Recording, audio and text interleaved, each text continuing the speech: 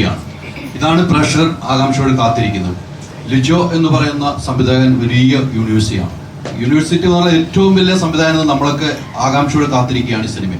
ലാലേട്ടനെ സംബന്ധിച്ചോളം ലിജോ ചേട്ടനുമായിട്ട് കൂടുമ്പോൾ ഉണ്ടായിരുന്ന ഒരു ആശയക്കുഴപ്പങ്ങളോ അല്ലെങ്കിൽ ടെൻഷനോ ലൊക്കേഷൻ പോകുമ്പോൾ ലിജോ പറയുന്ന ഒരു ഫ്രെയിമുകൾക്ക് വ്യത്യാസമാണ്.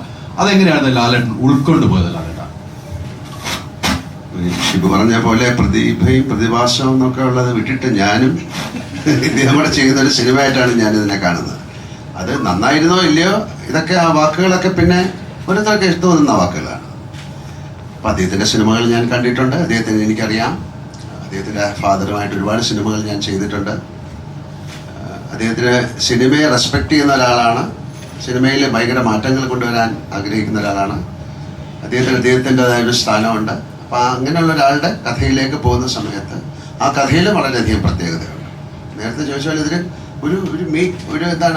ഒരു സ്ഥലത്ത് നടന്നൊരു കഥ, ഒരു അമർചിത്ര കഥ എന്ന് പറഞ്ഞ പോലെയാണ് അല്ലേ. അപ്പം അതിൽ എങ്ങനെ വേണം എന്നുള്ളത് നമ്മൾ ആലോചിച്ചപ്പം അതിൻ്റേതായിട്ടുള്ള ലൊക്കേഷനുകൾ, കോസ്റ്റ്യൂമ്, കാര്യങ്ങൾ എല്ലാം വരുമ്പോഴാണല്ലോ ഒരു കഥാപാത്രമായി മാറുന്നത്. അങ്ങനെ മാറിയപ്പോൾ ഉണ്ടാകുന്ന ചില കൺഫ്യൂഷൻസ് ചിലപ്പോൾ ഉണ്ടാകാം. അതൊക്കെ അദ്ദേഹം അത് നമുക്ക് സോൾവ് ചെയ്ത് തരും. നമുക്ക് സംശയങ്ങൾ തീർച്ചയായിട്ടും ഉണ്ടാവുമല്ലോ. അപ്പോൾ ആ സംശയങ്ങളൊക്കെ ദൂരീകരിച്ചുകൊണ്ട് തന്നെയാണ് ആ സിനിമ മുന്നോട്ട് പോയിരിക്കുന്നത്. അപ്പം അതിനെ ഒരു സിനിമയെ ഒരു വലിയ സിനിമയാക്കി മാറ്റുന്ന ഒരുപാട് ഘടകങ്ങളുണ്ടല്ലോ. അതിലൊക്കെ അധികം ശ്രദ്ധ ഊന്നിയിട്ടുണ്ട്. അതിൻ്റെ ക്യാമറ ആയാലും അതിൻ്റെ കോസ്റ്റ്യൂം ആയാലും അതിൻ്റെ മ്യൂസിക് ആയാലും റീറെക്കോർഡിംഗ് ആയാലും അതിൻ്റെ കാസ്റ്റിംഗ് ആയാലും ആ കാസ്റ്റിങ്ങിൽ തന്നെയാണ് ഞാനും ബന്ധപ്പെട്ടത്. അല്ലാതെ എനിക്ക് വേണ്ടി എഴുതിയൊരു കഥയല്ല. ഒരു കഥയിലേക്ക് എന്നെ അദ്ദേഹം കൊണ്ടുവരികയാണ്. ആരാണ് ചെയ്യുന്നത്? ചോദിച്ചോളൂ. മോഹൻലാൽ ലിജോ പല്ലിശ്ശേരി കൂട്ടുകെട്ടിനെ പറ്റി പറയുമ്പോൾ എല്ലാവരും എടുത്തു പറയുന്ന ഈ സിനിമ കാണാനിരിക്കുന്ന പോലെ തന്നെ എടുത്തു പറയുന്ന ഒരു കാര്യം, മോഹൻലാൽ പുതിയ കാല സംവിധായകരോടൊപ്പം പുതിയ പ്രമേയങ്ങളും പുതിയ രീതിയിൽ സിനിമ കാണുന്നവരോടൊപ്പം വരാൻ പോകുന്നതിന്റെ തുടക്കമായിരിക്കാം മലൈക്കോട്ടെ വാലിബൻ എന്ന് പറയുന്നുണ്ട്. ആ രീതിയിൽ പുതിയ കഥയല്ല, പഴയ കഥയാണ്. അതായിരിക്കാം. പക്ഷെ എന്നാലും പുതിയ രീതിയിൽ സിനിമ സമീപിച്ച ഒരാളാണ് അദ്ദേഹം.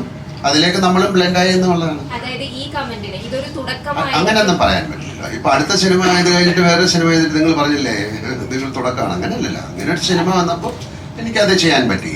വളരെ ഡിഫറെൻ്റ് ആയിട്ടുള്ളൊരു സിനിമ വന്നു കഴിഞ്ഞാൽ ചെയ്യും. നമുക്കും കൂടെ താല്പര്യം പറഞ്ഞല്ലോ. ഇപ്പൊ നമ്മളോട് പലരും ഒരു കഥ വന്ന് പറഞ്ഞിട്ട് അത് ഇഷ്ടമായില്ലെന്ന് പറഞ്ഞാൽ ദേഷ്യപ്പെട്ടിട്ട് കാര്യമില്ല. നമുക്കൂടെ ഇഷ്ടം. നമുക്കും തെറ്റുകൾ പറ്റാം. നമ്മൾ തിരഞ്ഞെടുക്കുന്ന കഥകൾ ശരിയായി ഒന്നുമില്ല.